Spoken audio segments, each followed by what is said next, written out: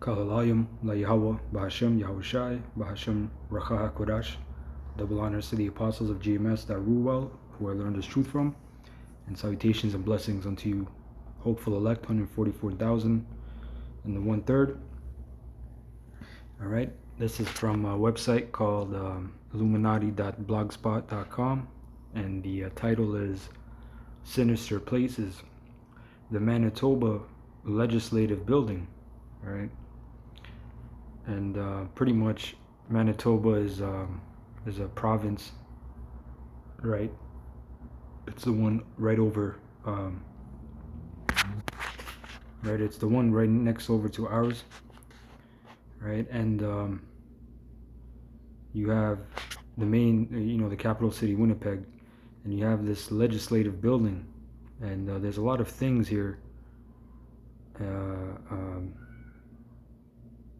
Symbols, a lot of symbology, and a lot of witchcraft, and they specifically pick a place like this for a specific reason, right? Like when they do witchcraft, it's not oh, let's just go to the park and do an incantation, or which there's certain places that have vibrations, right, that they know to go hotspots where they can make their magic even stronger, right? So this says representatives of the legislation convoy or convey to the people of Manitoba a magnificent building, but few realize that it is entirely based on occult and Masonic principles. The sheer amount of detail in this recreation of Solomon's temple reveals the importance of secret societies and hermetic philosophies in today's democracies. There is no shortage of Gothic elements in North American architecture. In addition, a large number of classical and neo-esoteric designs from various periods are seen in a number of buildings in any city. But in Winnipeg, Manitoba, it is home to a very unique example of architecture in Masonic terms, hidden in plain sight. A few kilometers from the exact geographic center of North America, right, as it says, a few kilometers from the exact, right, they pick these different, that's why Esau's all about coordinates, coordinations, latitude, longitude, he deals with numbers, right? He's a deep man, right? That's what the scriptures say, right? Thou art wiser than Daniel,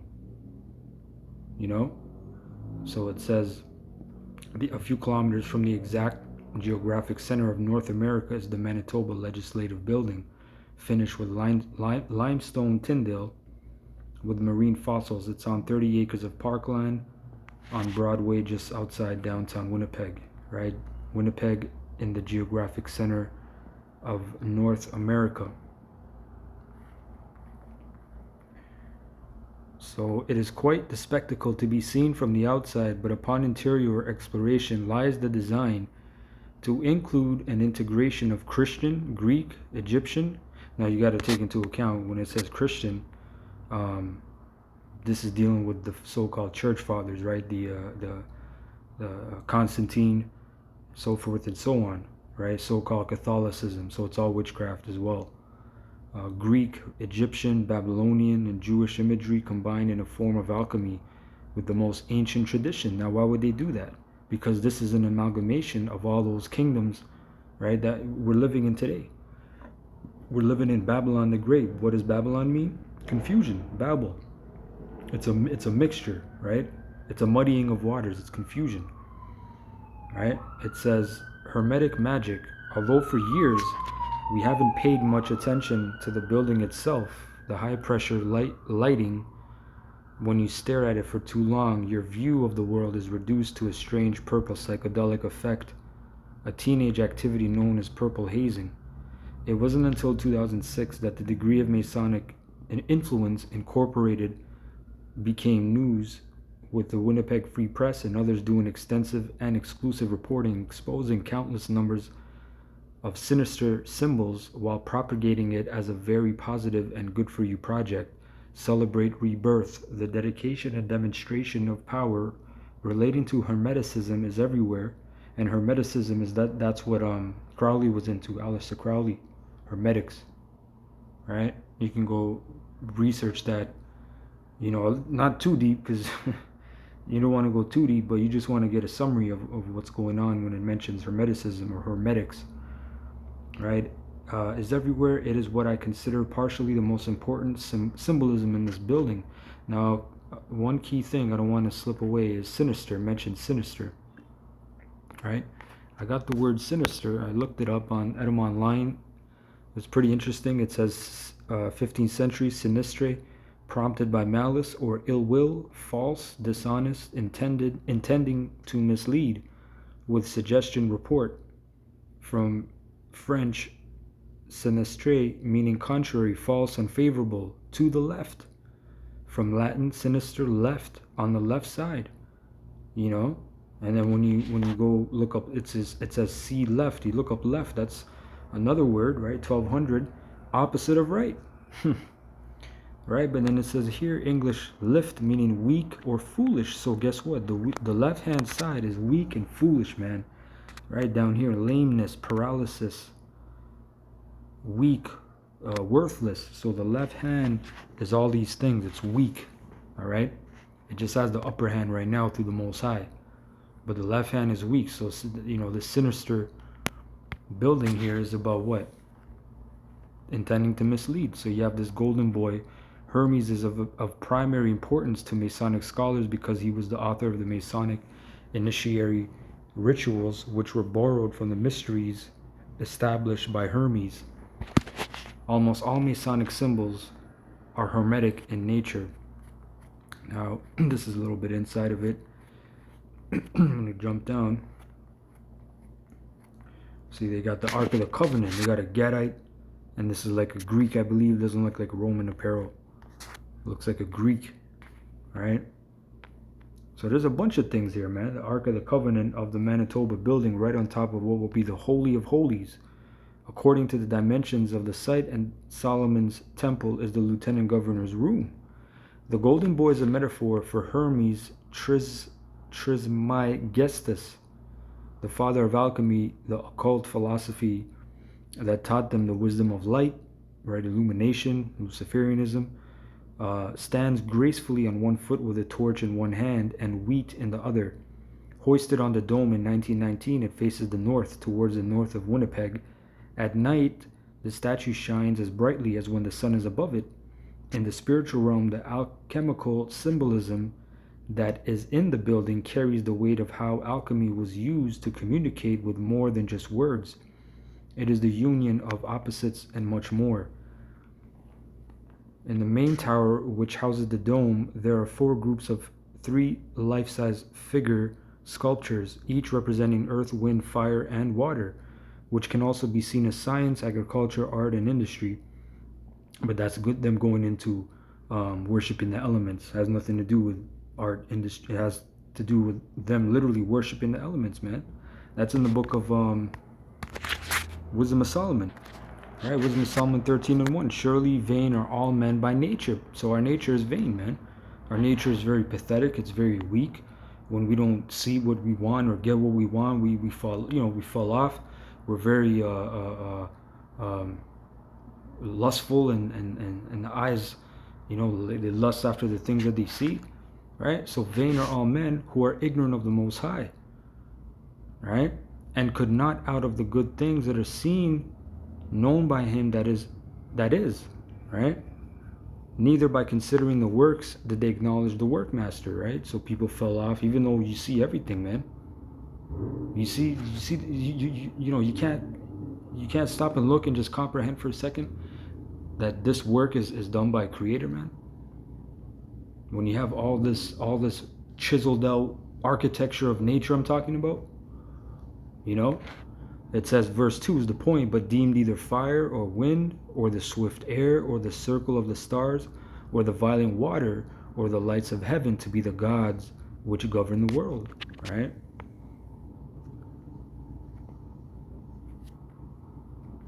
So Egyptian area. Why they got an Egyptian area? Because this is Egypt all over again. It says the building also captures the deepest and darkest magic of Egypt. 2 large sphinxes stand on the roof of the main tower, one facing the rising sun, whilst the other faces the sun, hidden in plain sight and life-size. Sphinxes also have hieroglyphic inscriptions that translate the name Thutmose III.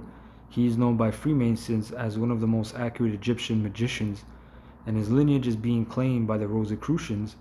In the same area, hieroglyphic references are also made to the sun god Ra, with one hieroglyphic that translates as reading the eternal manifestation of the sun god Ra, the good god who gives life. So these people are, yo, you Edomites, you're all. So if this is where your legislative building is, right, where you go into law of the country, about the whole country, what kind of gods are you communing with? Is this like you go to a museum or you go to the Art Gallery of Ontario, the AGO, and you see a pyramid and a Greek statue, and nah, man, this is a statement, and this is more than a statement. It's actually their practice, their craft. This type of inscription is to be expected on the walls of ancient tombs and temples, not hidden on the roof of a government building. As you see, right? I mean, they have Medusa, they have Moses with horns, with the 10 Commandments. Who's supposed to be Moses?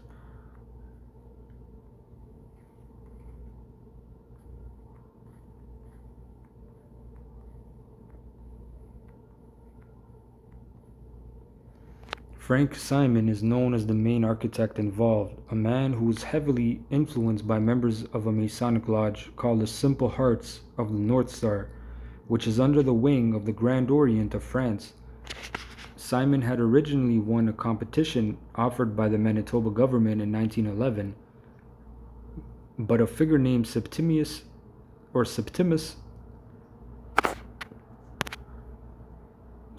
Warwick actually got credit in Europe for the working drawings of the building. Simon appears to be the front man for his Masonic brothers. In Simon's mind, the execution of the geometry in the building would rely on a divine miracle, and although the building was never completed at that time due to financial problems and delays from World War I, with esoteric motives conflicting so closely with Christian aspects, I guess, I'm supposed to say. In regards to the reasons why the building was constructed, Simon was, quote, saying, "Men and women cannot be happy or good in environments that are ordinary, ugly, and uninteresting."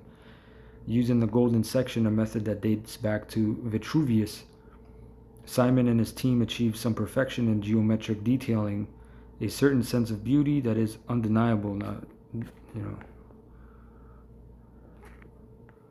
that was pretty much it. So it says, at conclusion, after analyzing the symbols, one can, however, question the spiritual meaning of the building. The sides of the Great Hall measure exactly 66.6 feet. 666 is the number of the beast of the apocalypse. All right, they go into their own, whatever, misinterpretation of the Bible. All right, you got this goat head, they got that over there. So you can clearly see, man, right, like I just typed it in. You can't find too much. They won't really show you. They'll show you here the outside of it. You see Hermes on top. You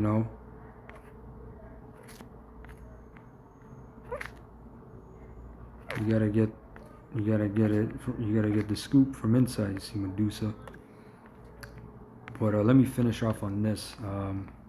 Revelation 17:3. So he carried me away in the spirit into the wilderness, and I saw a woman sit upon a scarlet-colored beast. Now that woman is America, Babylon the Great.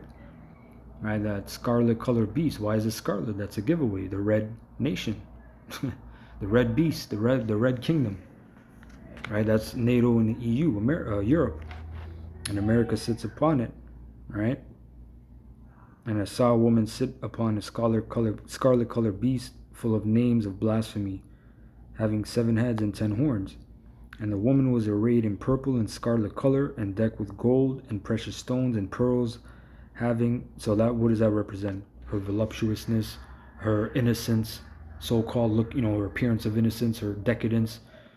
The streets are paved with gold, American dream, be what you want to be, all that bullshit, right? But what did it say? Having a golden cup in her hand. The cup looks amazing, it looks gold, but full of abominations and filthiness of her fornication. You know, it's a golden cup of shit. All right, verse 5, and upon her forehead was a name written, Mystery, Babylon the Great, the mother of harlots and abominations of the earth. This is what America is going to be remembered for. You're the mother of whores, the harlots, the abomination of the earth. You know, why? Because you work all that sorcery, all that witchcraft, and all the murders and wrongs you have done and injuries. The list goes on and on. You know, but anyway, I hope you're edified with that. Kal halalyam la Yahweh Bashim Yahushai Bashim Hakodash. Double honors to the apostles of GMS that rule well, and salutations and blessings unto you elect, 144,000 and 1/3. Shalom.